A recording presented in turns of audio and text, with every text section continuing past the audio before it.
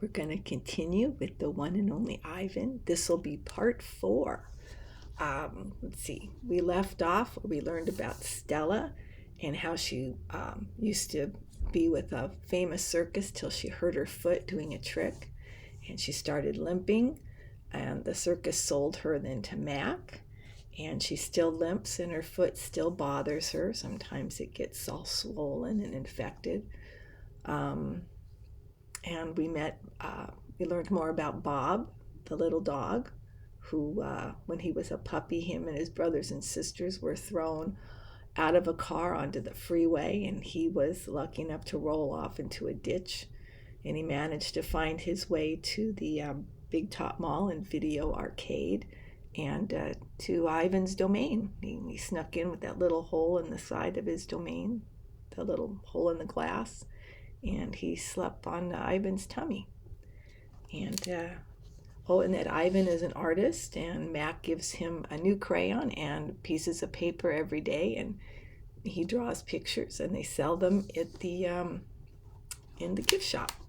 So this is that's where we left off. So this is called the 3 visitors. 3 visitors are here: a woman, a boy, a girl. I strut across my domain for them. I dangle from my tire swing. I eat 3 banana peels in a row. The boy spits at my window. The girl throws a handful of pebbles. Sometimes I am glad the glass is there. After the show, the spit-pebble children come back. I display my impressive teeth. I splash in my filthy pool. I grunt and hoot. I eat and eat and eat some more. The children pound their pathetic chests. They toss more pebbles. Slimy chimps, I mutter. I throw a me-ball at them. Sometimes I wish the glass was not there. You guys remember what a me-ball is? You get dried dung into a size of a little apple. I'm sorry I called those children slimy chimps. My mother would be ashamed of me. Julia. Like the spit-pebble children, Julia is a child, but that, after all, is not her fault. While her father George cleans the mall each night, Julia sits by my domain. She could sit anywhere she wants, by the carousel, in the empty food court, on the bleachers coated in sawdust, but I am not bragging when I say that she always chooses to sit with me. I think it's because we both love to draw. Sarah, Julia's mother, used to help clean the mall, but when she got sick and grew pale and stooped, Sarah stopped coming. Every night Julia offers to help George, and every night he says firmly, "Homework, Julia. The floors will just get dirty again." Homework, I discovered, involves a sharp pencil, a thick book, and long sighs.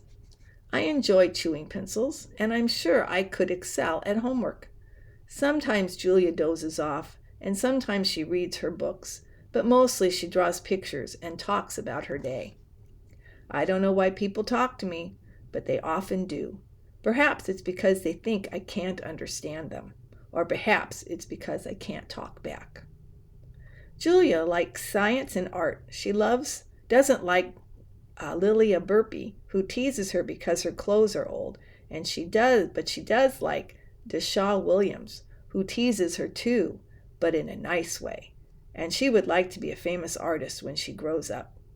Sometimes Julia draws me. I am an elegant fellow in her pictures, with my silver back gleaming like moon on moss. I never look angry the way I do on the fading billboard by the highway. I always look a bit sad, though. I love Julia's pictures of Bob. She draws him flying across the page, a blur of feet and fur. She draws him motionless, peeking out from behind a trash can or the soft hill of my belly. Sometimes in her drawings, Julia gives Bob wings or a lion's mane. Once she gave him a tortoise shell. The best thing she ever gave him wasn't a drawing. Julia gave Bob his name. For a long time, no one knew what to call Bob. Now and then a mall worker would try to approach him with a tidbit. "Here, doggy," they'd call, holding out a French fry. "Come on, Pooch," they'd say. How about a nice piece of sandwich? But he would always vanish into the shadows before anyone could get too close. One afternoon, Julia decided to draw the little dog curled up in the corner of my domain. First, she watched him for a long time, chewing on her thumbnail. I could tell she was looking at him the way an artist looks at the world when she's trying to understand it. Finally, she grabbed her pencil and set to work. When she was finished, she held up the page. There he was, the tiny big-eared dog. He was smart and cunning, but his gaze was wistful. Under the picture were 3 bold, confident marks circled in black. I was pretty certain it was a word, even though I couldn't read it.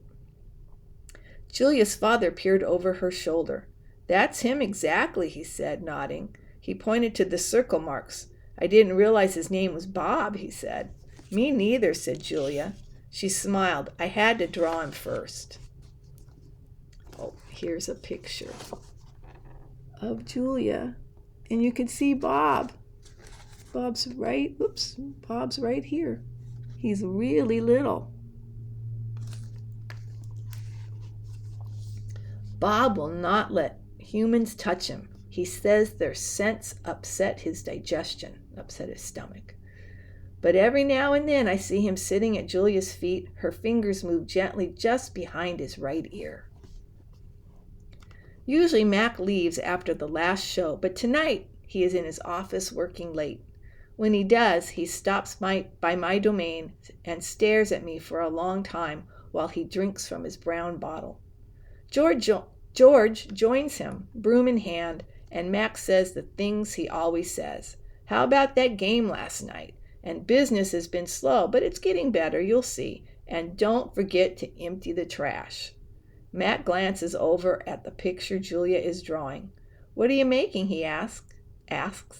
"It's for my mom," Julia says. "It's a flying dog." She holds up her drawing, eyeing it critically. She likes airplanes and dogs. Mac murmurs. Sounding unconvinced. He looks at George. "How's the wife doing anyway?" "About the same," George says. "She has good days and bad days." "Yeah, don't we all?" Mac says. Mac starts to leave, then pauses. He reaches into his pocket, pulls out a crumpled green bill, and presses it into George's hand. "Here," Mac says with a shrug. "Buy the kids some more crayons." Mac is already out the door before George can yell thanks. Not sleepy. "Stella," I say after Julia and her father go home, "I can't sleep." "Of course you can," she says. "You are the king of sleepers." "Shh," Bob says from his perch on my belly. "I'm dreaming about chili fries." "I'm tired," I say, "but I'm not sleepy." "What are you tired of?" Stella asks. I think for a while. It's hard to put into words. Gorillas are not complainers. We're dreamers, poets, philosophers, and nap takers. "I don't know exactly." I kick at my tire swing. "I think I may be a little tired of my domain." "That's because it's a cage," Bob tells me. Bob is not always tactful. "I know," Stella says. "It's a very small domain." "And you're a very big gorilla," Bob adds. "Stella," I ask. "Yes?" "I noticed you were limping more than usual today. Is your leg bothering you?" "Just a little," Stella answers. I sigh. Bob resettles. His ear flicks. He drools a bit, but I don't mind. I'm used to it. "Try eating something," Stella says. "That always makes you happy." I eat an old brown carrot. It doesn't help, but I don't tell Stella. She needs to sleep. You could try remembering a good day," Stella suggests. "That's what I do when I can't sleep." Stella remembers every moment since she was born, every scent, every sunset, every slight, every victory. "You know I can't remember much," I say. "There's a difference," Stella says gently, "between can't remember and won't remember." "That's true," I admit. Not remembering can be difficult, but I've had a lot of time to work on it. "Memories are precious," Stella adds. "They help tell us who we are. Try remembering all your keepers. You always liked Carl, the one with the harmonica." "Carl, yes. I remember how he gave me a coconut when I was still a juvenile, when he was still young. It took me all day to open it." I try to recall other keepers I have known. The humans who cleaned my domain and prepared my food and sometimes kept me company. There was Juan, who poured Pepsi into my waiting mouth, and Katrina, who used to poke me with the broom when I was sleeping, and Ella, who sang, "How much is that monkey in the window?"